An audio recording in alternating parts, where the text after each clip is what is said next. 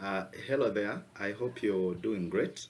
So we are going to proceed and we look at question 2 of the 2021 CP2 past paper of UCU. And specifically, we are going to proceed and we look at the second question.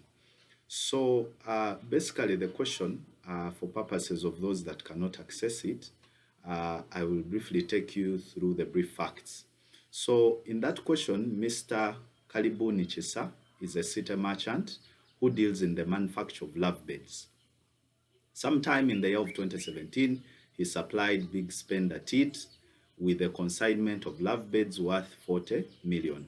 Big Spender only paid 20 million, leaving a balance of Ugandan shillings 20 million unpaid to date. This prompted Kalibuni to take him to court under Mengo Civil Suit number 234 of 2021. However, Mr. Big Spender alleges that he could not pay for the lovebeds which were damaged, and he had immediately, upon receiving the supply, informed Mr. Kalibuni, who promised to replace the damaged consignment with a good consignment, but all in vain. So Big Spender is before you with a specially endorsed plaint and summons to file a defense served on him on the 30th day of May 2021 by Karibuni. So under that question, you're required, among others, to address those specific issues from part A, B, C, up to D. So always don't forget, the moment you're answering those problem questions, you must always resort to filak, which stands for facts, issues, the law, and the application, and of course the conclusion. So you're required to formulate very brief facts in around 4 lines. You formulate the facts, and we said the technique of formulating facts is that you have to ensure that the facts capture names, key persons, the dates, the times, and the issues, the legal issues that are within that problem question. So you make it as brief as possible. After summarizing the facts, you then proceed to address or to identify the legal issues. And from the instant case or from our facts as presented under question 2, there are around 4 issues that are very visible. The first one is, what is the procedure for application for leave to appear and defend? The second issue is, what are the grounds for application for leave to appear and defend? Then the third issue is, what can be legally done to foil Mr. Big Spender's attempts to defend the suit? And then lastly, what document is necessary for court to rely on to enter judgment in favor of Mr. Karibuni? So those are the 4 issues that are disclosed by the facts. You then proceed to identify the law applicable, and the law applicable in the premises is the Civil Procedure Act Cap 71. You also look at the Civil Procedure Rules, that is statutory instrument number 71 of 711. Then you also, of course, have to look at case law. Having laid down that systematic flow, you then proceed to resolve the issues that you have raised. And of course, we'll start with our issue 1, which states, what is the procedure for application for leave to appear and defend? Okay. Of course, the procedure is under the law. The first step, the procedure mainly has 2 steps. The first step is to draft a notice of motion accompanied by an affidavit in support and a written statement of defense. What is the law?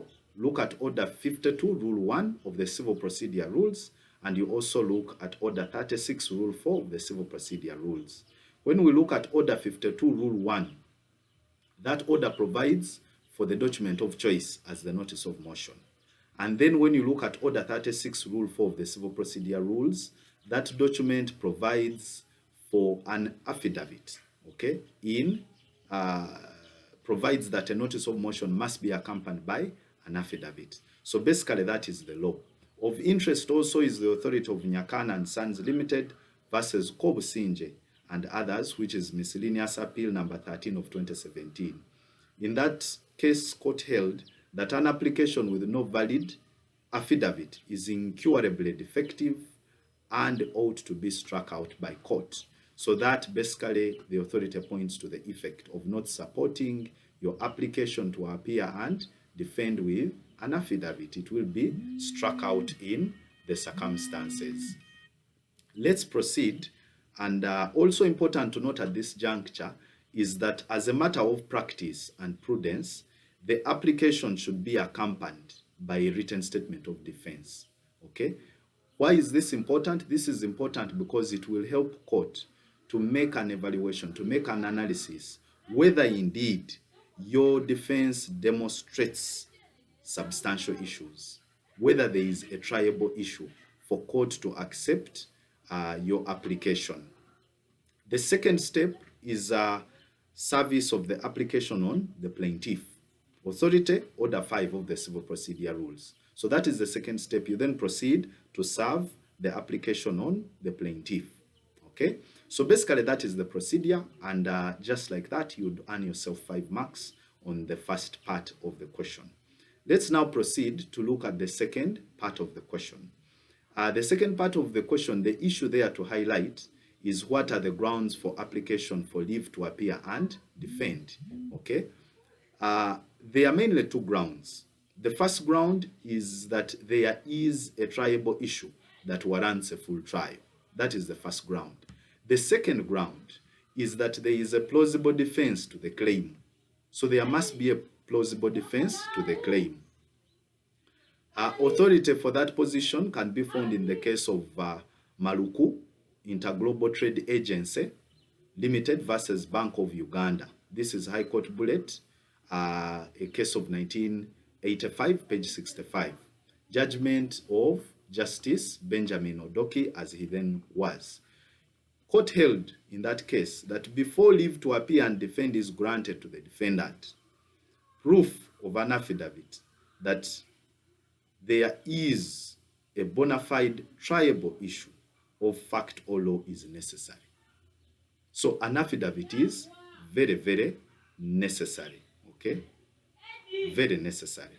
Also of interest, I invite you to look at the case of Photo Focus Uganda versus Group 4 Security Limited, CA number 30 of 2000.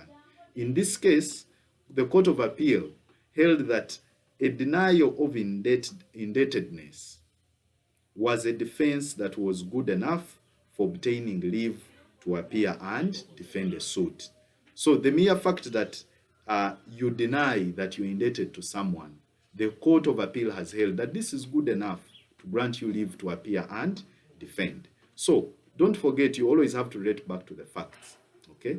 So in the instant facts, you realize that beds were damaged and big spender informed Karibuni, who promised to replace them, but in vain. Okay? Therefore, this is sufficient to afford big spender, okay, to be granted leave to appear and defend, because he has a substantial issue. Okay? He has a defense. There is a triable issue from the facts. Okay? And as far as such, the facts would have been properly married with the law. Let's proceed and we look at part C of the question. And the issue to formulate from part C is what can be legally done by Mr. Karibuni to foil big spenders' attempts to defend the suit and obtain judgment. Now, the best legal aspect here, okay, is to apply for a default judgment on failure to file a defense by big spender after 10 days. Authority, look at Order 36, Rule 3, Sub-Rule 2 of the Civil Procedure Rules, which provides for a default judgment. Also look at the case of Stop and See, Uganda Limited versus Tropical African Bank. When you look at Order 36, Rule 3, Sub-Rule 2, it provides that in the event that the defendant does not put in an application for leave to appear and defend, the plaintiff can proceed, okay, or court can proceed to enter judgment. So, in the instant facts, that is what Mr. Karibuni can do to ensure that he foils big spenders' attempts to defend the suit and he obtains judgment. Okay, that is the most appropriate legal step. But there is also another one which can be explored. Okay, there's also another step which can be explored besides that one, which is to apply for dismissal of the defendant's application to appear and defend where it lacks a valid affidavit. Okay, authority, look at Order 36 Rule 4, which provides that an application must be accompanied by an affidavit and it has to be served on to the plaintiff. Authority, another interesting authority is the case that I gave you earlier, which is the case of Nyakana and Sons Limited versus Kobusinje and others. This is miscellaneous appeal number 13 of 2017.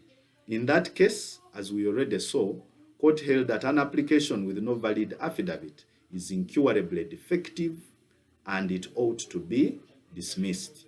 Okay, so in the instant facts, Mr. Karibuni legally, he can also apply that the suit be dismissed in the event that big spender, okay, does not attach a valid affidavit to the application. Okay, but like I earlier said, the best legal step is the first one, which I gave you, which is to apply for a default judgment on failure to file a defense by big spender after 10 days. So let's now proceed and we look at the last part of our question.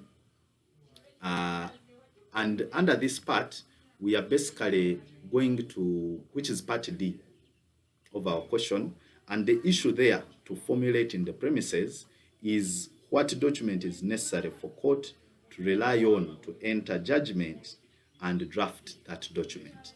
Okay, so of course the document that court will rely on to enter judgment is an affidavit of service. Okay, court cannot enter judgment if the plaintiff did not put on court record, if the plaintiff did not file on court record an affidavit of service to show that indeed they served the defendant, he was aware of the hearing, he was aware that he had to apply for leave and defend, but they failed.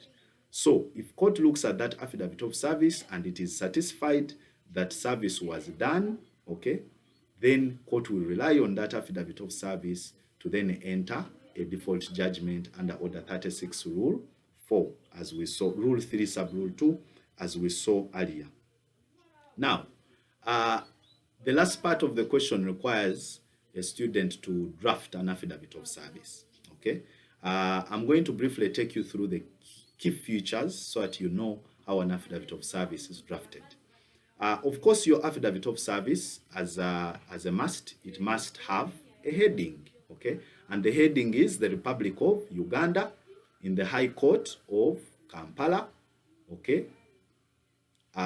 Then you also have to put the suit number, so you can say High Court, maybe civil suit number this of 2021. You use the suit number that is in the facts. Then you leave a line and then you proceed to look at the parties. Okay, you put the heading, you put the parties to the suit, and of course in the instant facts it is Mr. Karibuni, who is the plaintiff, suing, or versus, you use the word versus, Mr. Big Spender, who is the defendant. Okay, after that you skip a line and then you put a heading, affidavit of service. It should be in capital letter and well underlined. Okay, then after that heading you skip a line again and then you start on the content of the affidavit of service. So your affidavit of service can be anything around the following. Okay, so you can say let's say Justin Nalwoga of Justin Nalwoga and Company Advocates, plot maybe 8, Kampala Road, maybe plot 3, do solemnly swear and state as follows. Okay, you skip a line and then you must ensure that you number your paragraphs and space them. Okay, very well.